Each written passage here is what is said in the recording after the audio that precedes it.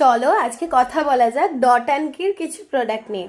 Dot and কির আমি অনেকগুলো product use করি। প্রথমেই আমি ভালো জিনিসটার ব্যাপারে কথা বলবো, সেটা হচ্ছে ডট অ্যান্ড কির সানস্ক্রিনগুলো। আমার কাছে অলরেডি দুটো বটল এখন রয়েছে।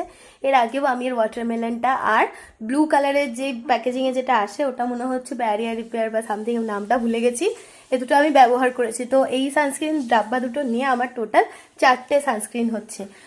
সানস্ক্রিনগুলো ডট অ্যান্ড কির প্রত্যেকটা ভীষণ ভালো, কিন্তু দুটো জিনিস যেগুলো আমার একদম পছন্দ হয়নি।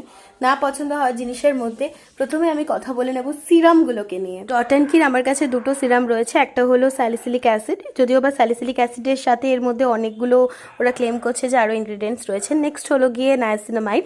তো আমি সাধারণত আমার স্কিন প্রবলেমগুলোর জন্য এই দুটো ইনগ্রিডিয়েন্টই সিরামে ইউজ করি। একটা হলো নিয়াসিনামাইড আর একটা স্যালিসিলিক অ্যাসিড। কখনো কখনো হাইড্রেশনের জন্য হাইলুরনিক অ্যাসিড ব্যবহার করি, যেমন এখনই একটা সিরাম আমি কিনেছি যেটা হচ্ছে কোয়েঞ্চ মিউসিনের। ওর মধ্যে নিয়াসিনামাইড আছে আর হাইলুরনিক অ্যাসিড আছে। এই সিরামগুলো ডট অ্যান্ড কির প্রায় আমি বিগত 3 মাস ধরে ব্যবহার করছি, যেটা একটা প্রোডাক্টের পার্টিকুলার ব্যবহার করার নিয়ম। মিনিমাম 3 মাস ব্যবহার না করলে কোনো প্রোডাক্ট কতটা ভালো, তার কার্যকারিতা কতটা, বা সে ঠিকঠাক ওয়ার্ক করছে কিনা, বা তোমার স্কিনে স্যুট করতে মিনিমাম 3 মাস সময় লেগে যায়। কিন্তু এই সিরাম দুটো আমার মুখে একেবারেই কোনোভাবেই কাজ করেনি। 3 মাস ধরে আমি ব্যবহার করে করে ফেড আপ হয়ে গেছি। সেজন্য এগুলোকে আমি খুব বিগ একটা নো দেবো যে ডট অ্যান্ড কির প্রোডাক্ট আমার মনে হয় সিরামগুলোকে আরেকটু ইমপ্রুভ করা উচিত। এর আগে আমি আর্থ রিদমের বেশ কয়েকটা সিরাম ইউজ করেছিলাম বিয়ের আগের সময়টাতে, তখন আমার স্কিন টেক্সচার অনেকটা ইমপ্রুভ করেছিল।